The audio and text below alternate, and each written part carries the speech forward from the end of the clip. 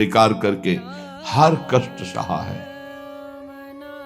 प्रहलाद जी क्या कष्ट नहीं दिया गया, कबीर साहब क्या कष्ट नहीं दिया गया इनको। गुरुजनों की जब इनकी प्रणाली पढ़ो तो होश उड़ जाते हैं कि एक एक महापुरुष को इतना कष्ट और उनको कभी कष्ट महसूस नहीं हुआ, वो सदैव गरजते ही रहे।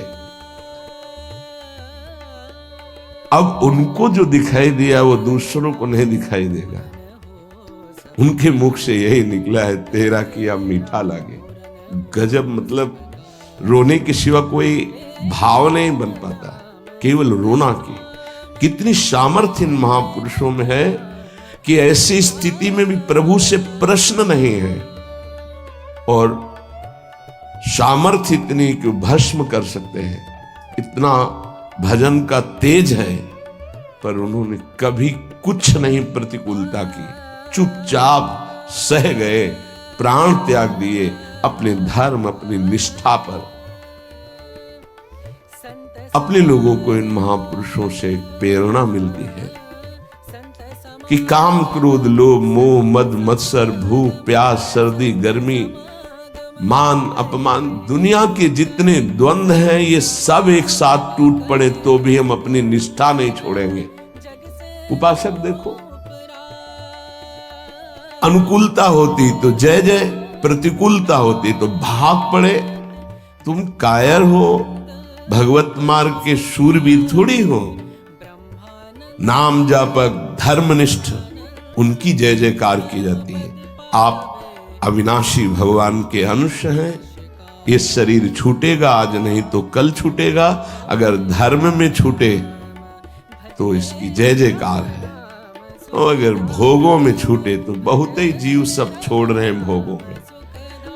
धर्म निष्ठा का तो जिनका हमने पद सुनाया था पलटू बाबा का, मची नाम की कीच, इनका ऐसा प्रभाव था कि जहां ये नाम उच्चारण करते रोए बिना कोई नहीं रह सकता था। ऐसी करुणा थी इनकी उच्चारण करने में, पर इनसे भी द्वेष करते थे लोग।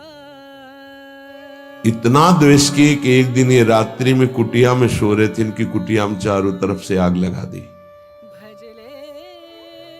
भौतिक शरीर तो वहीं दिखाई दिया, लेकिन भक्तों की मंडली सहित जगन्नाथपुरी में सुबह पाए गए।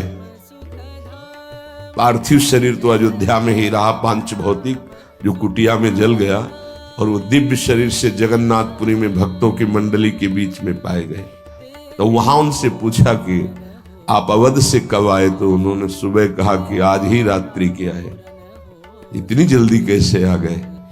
बोले अवधनाथ ने भेज दिया है। वहां पलटू नाम का एक जो शरीर था वो जल गया, तब पता चला कि दिव्य देह से भक्त मंडली में विराजमान। ये निष्ठाएं ऐसे कोई थोड़ी कि जहां फूल माला, चंदन, इत्र, खुशबू, खान पान, जय जयकार, प्रणाम, नमस्कार तो आप धर्मनिष्ठ हैं, और जहां प्रतिकूलता तो आप बदल गए, इसे निष्ठा नहीं कहते। जिस सर पर मनोपुष्प और दुग्ध का अभिषेक हुआ, पूज्य पादुड़िया बाबा, उसी सर पर 6-6 इंच के गड़ा से चले। ओम पधारो।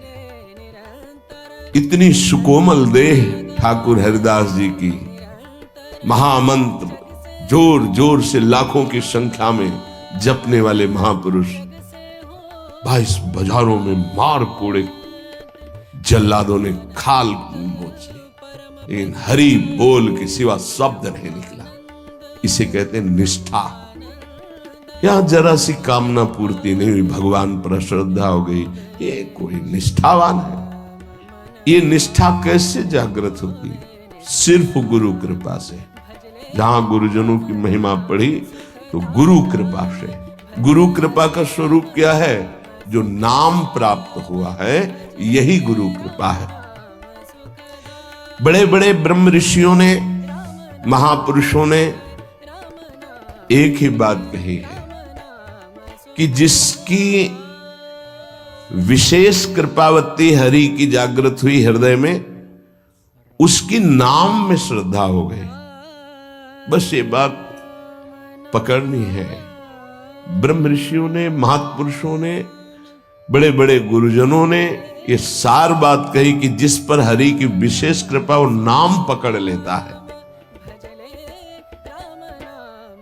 चाहे जो आप साधना करते हैं, यदि नाम जप नहीं करते हैं तो वो रंग नहीं आएगा जो नाम जप से आता है।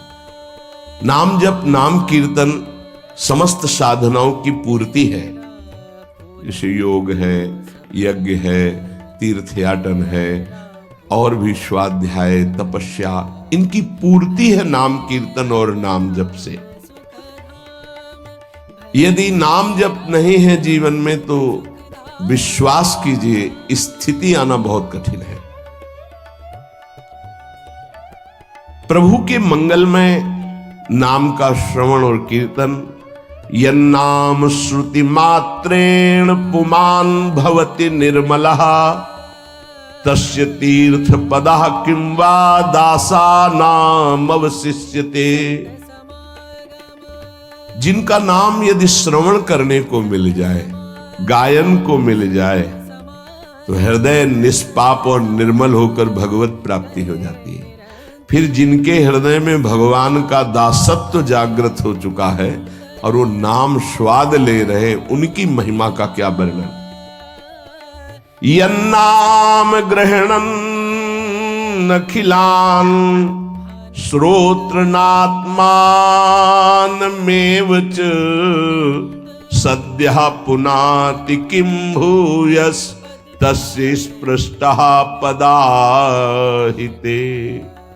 आहा, जो प्रभु के नाम का उच्चारण करता है तो जितने श्रोता होते हैं सबके पापों का नाश करके उनके हृदय को पावन करता है। तो उस उपासक को कितना पुण्य प्राप्त होता है, कितनी कृपा प्राप्त होती है। जब जोर से राधा नाम उच्चारण कर रहे, नाम कीर्तन करे, जिन जिन के कान में जड़ चैतन्य के सबका मंगल कर रहा है,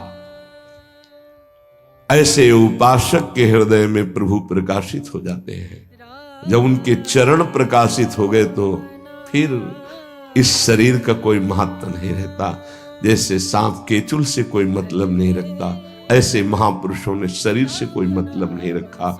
इसीलिए उनके शरीर को इतनी पीड़ा दी गई, उनके शरीर को कष्ट पहुंचाया गया, पर आह नहीं निकली, क्योंकि शरीर। तो हेलो दोस्तों, कैसे हो आप सभी लोग। मन प्रभु के सच्चिदानंद करना कुछ नहीं है, वीडियो को लाइक करके चैनल को सब्सक्राइब कर देना और कमेंट में प्यारा सा राधे राधे राधे नाम लिख के जरूर जाना।